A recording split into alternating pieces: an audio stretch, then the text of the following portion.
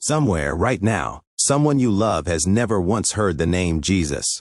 Maybe a grandmother who died before any missionary reached her village. Maybe a friend on the other side of the world, in a place the gospel has genuinely never gone. You didn't come here for a theology lecture. You came here with a face in mind. Tonight, we're going to look honestly at what Scripture actually says, and I'm not going to hand you the easy version of either extreme, because neither one is actually what the New Testament teaches, and you deserve better than a comfortable half answer to a question this heavy.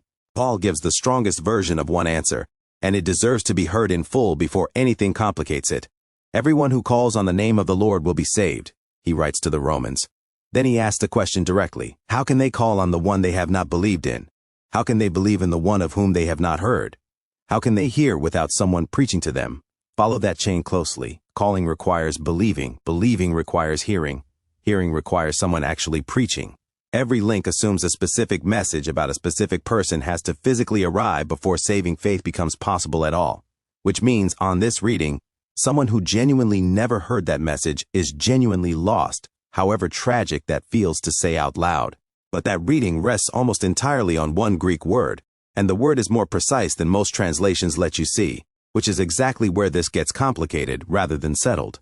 Hearing there is ako, and it isn't simply sound landing on an ear, it's the message itself, the content actually received. Faith comes by ako, Paul says a few lines later, by an actual message heard. If that's the ordinary pattern for how faith comes to exist in a human heart, the specific message has to arrive first. No exceptions built into the sentence. Except Scripture doesn't actually stop there, and pretending otherwise wouldn't be honest teaching. Paul writes earlier in that same letter that God's invisible qualities have been clearly seen since the creation of the world, so that people are without excuse. Without excuse is doing real work in that sentence. It means real information about God is genuinely available through creation alone, sufficient that ignoring it is a culpable failure, not an innocent one. Then Paul goes further. Gentiles who don't have the law, when they instinctively do what the law requires, show the law's own requirements written on their hearts, their consciences bearing witness. That's not a small aside. That's an actual moral knowledge of God, built into every conscience, prior to anyone ever hearing the gospel preached specifically. So if ako means the message has to arrive, and Romans 1 and 2 say real knowledge already exists without it arriving, which one actually governs the outcome? Paul's sermon in Athens pushes the tension further rather than resolving it.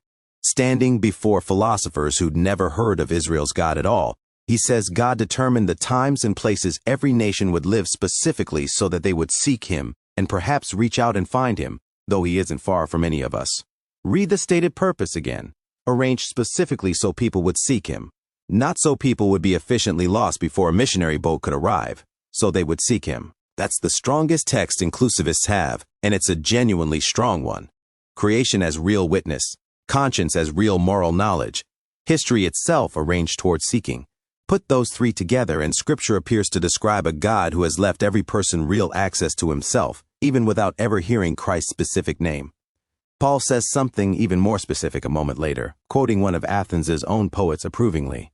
In him we live and move and have our being. Not a passing rhetorical flourish. Paul is telling pagan philosophers that their own poetry had already stumbled towards something true about the God they didn't yet know by name. Exclusivists don't wave that away. They read the same text and land somewhere different, carefully. Romans 1, they point out, never actually concludes that general revelation saves anyone. It concludes the opposite. People suppress the truth. They're without excuse specifically because they had real access and rejected it.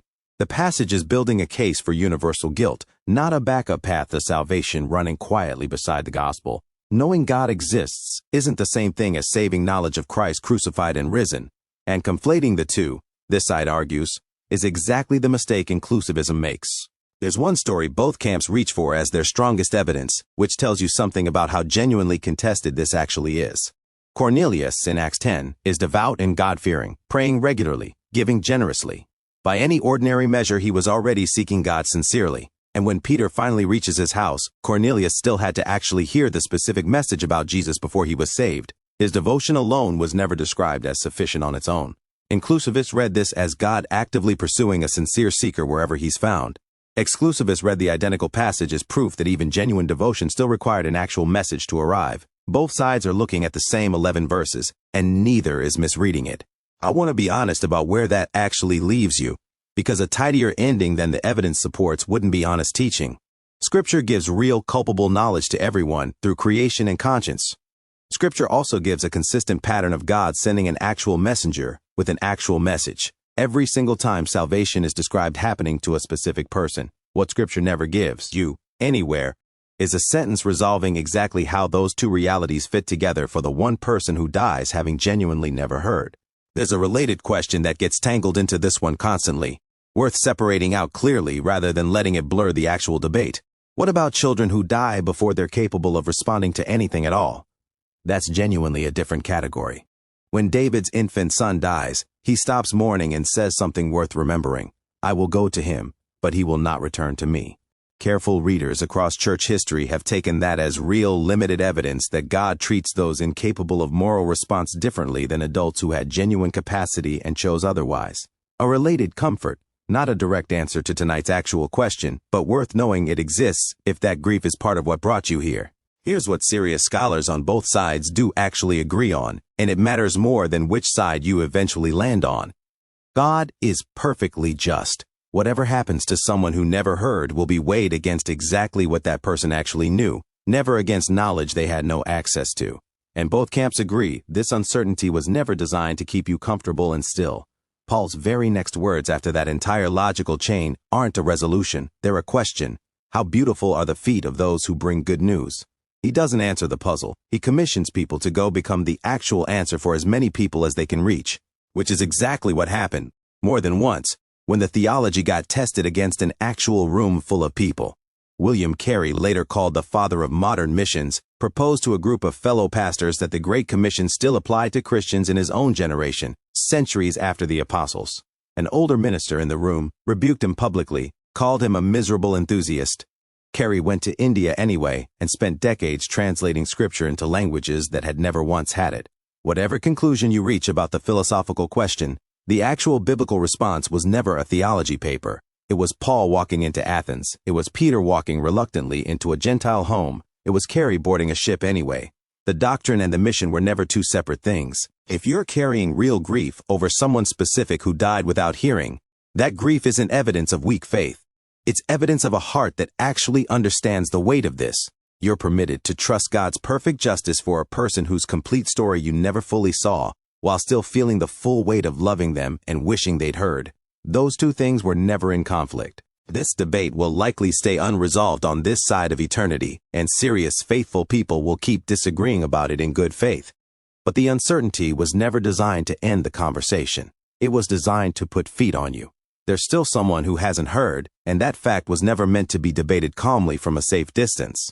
Centuries before Paul ever wrote a word about hearing and faith, Abraham stood before God himself, pleading for Sodom, and asked the question that's echoed through every generation wrestling with exactly this uncertainty since. Will not the judge of all the earth do right? Not, will the judge do whatever makes me personally comfortable? Will he do right? Abraham wasn't handed a formula either. He was handed a character to actually trust. The same character you're being asked to trust tonight, for someone specific you love, whose complete story you were never given, but whose judge you already know. So here's my honest question for you tonight. Is there a specific person you've been thinking of this entire time, someone who never heard, or someone who still hasn't? Tell me in the comments. I read every single one. If this gave you a fuller, more honest picture of a question that deserved more than a simple answer, send it to someone wrestling with this same grief quietly, without ever hearing both sides explained with real care.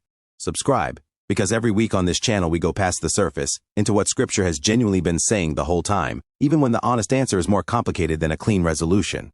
God's justice is perfect. Your grief is not evidence of doubt, and there's still someone waiting to hear. Walk close and let that last part actually move you tonight. God bless you.